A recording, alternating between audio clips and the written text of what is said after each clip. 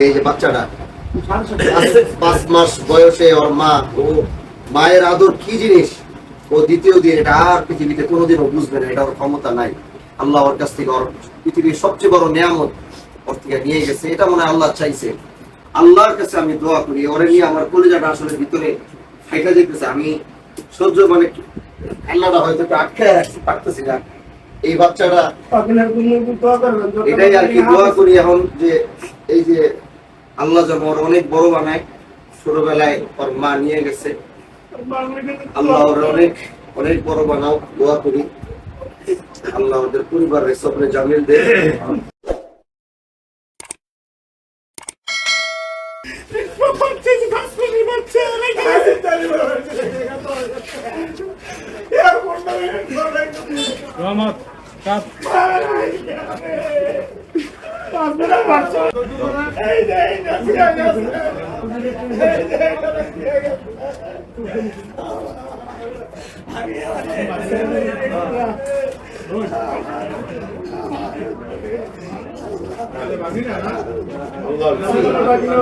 আমারে মেসেজ দিছে, আমি দোয়া করছি আল্লাহ নিয়ে গেছে। এই যে বাচ্চাটা 5 মাস বয়সে ওর মা ও মায়ের আদর কি জিনিস ও দ্বিতীয় দিন এটা আর পৃথিবীতে কোনোদিনও বুঝবে না। এটা ওর ক্ষমতা নাই।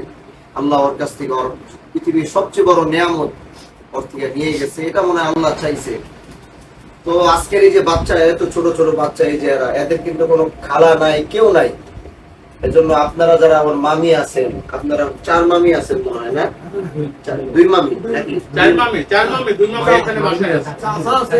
চাচি 2 জন, চাচি 4 জন, মামি 2 জন। এই চাচি আর এই যে মামিরা যারা আছেন, এই বাচ্চাগুলারে আপনাদের হাওয়ালা করে গেলাম। নিজের সন্তানরে যেভাবে আপনারা পাইলা বড় করছেন, এই যে 5 মাসের বাচ্চা, ওরা সব ছোট ছোট।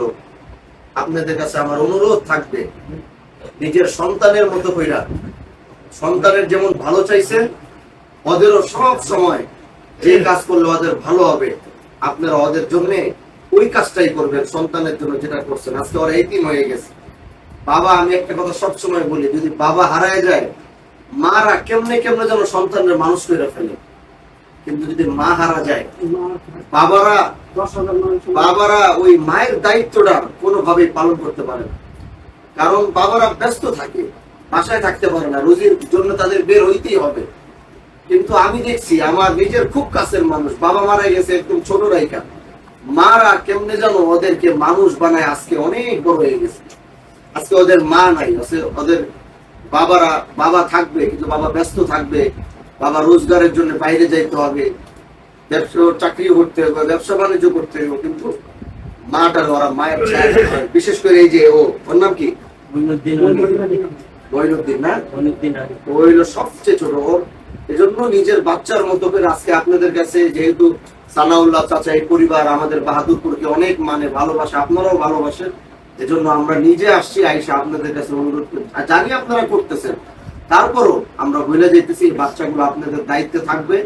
নিজের সন্তানের মতো। ওদের মা যে নাই, এটা ওদেরকে কোনোদিন বুঝতে দিবেন না। ওরেও কোনোদিন বড় হইলে বুঝতে দিবেন না যে ওর মনোদিন যেন না হয় যে আজকে আমার মা নাই দেখে আমি এরকম।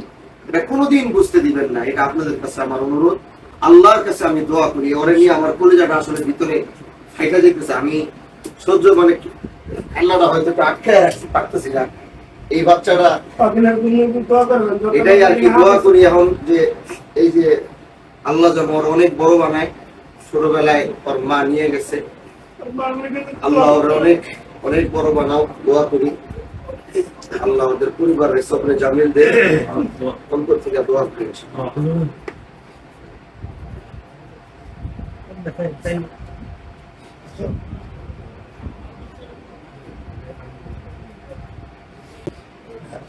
এই ছোট এতিম শিশুটাকে কোলে নেওয়ার পরে আল্লাহ, এই বেদনা, এই কষ্ট হয়তো বোঝাবার মতো নয়, কিন্তু আপনি যদি কাউকে নিয়ে যাবেন তো আমরা কে যে সেটা আটকাবো? আল্লাহ, আপনি যদি মাকে নিয়ে যাবেন, সন্তান কে যে তার মাকে আটকাবে? আপনি তো আমাদের মালিক, আপনি তো আমাদের খালিক। আল্লাহ, আপনার হুকুমের উপরে আমাদের আর কোনো হাত থাকে না। এই পরিবারের আমার সানাউল্লাহ চাচা, তার পরিবার তারা বাহাদুরপুরকে অনেক ভালোবাসে, মোহাব্বত করে। আল্লাহ আজ এই বাড়িতে আসলাম তার একমাত্র মেয়ে। আল্লাহ যার সন্তান বাবার কাঁধে যখন সন্তানের লাশ উঠে, আল্লাহ ভাইয়ের কাঁধে যখন বোনের লাশ উঠে, আল্লাহ এটা শুধু একমাত্র তারাই অনুভব করতে পারবে। এটা আমাদের অনুভব করার মতো সেই ক্ষমতা নাই।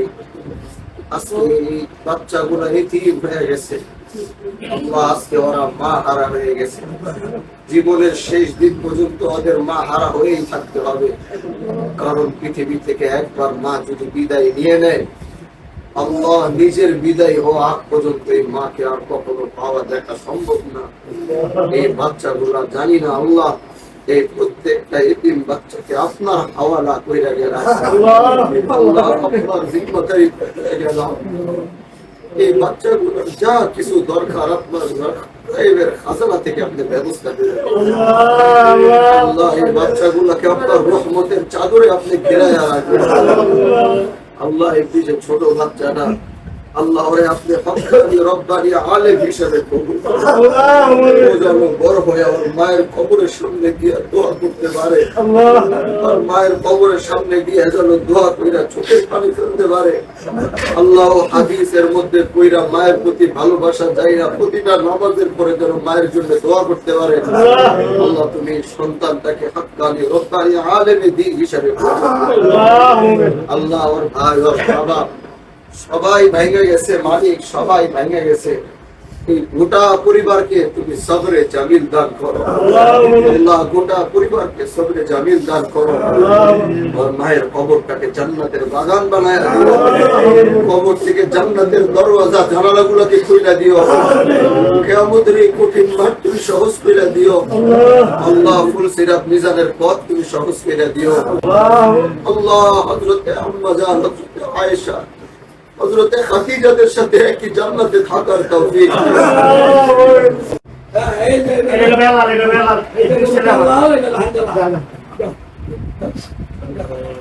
তোমার কয় ছেলে বিয়ে করেছো? তোমার বউ আছে? বাচ্চা হ্যাঁ বউ মায়ের কয়জন আদরি আছে? দুজন আছে, দুজনে এই তুমি আইতেছো। এই দত রাখকে দাও, এই দত রাখকে দাও।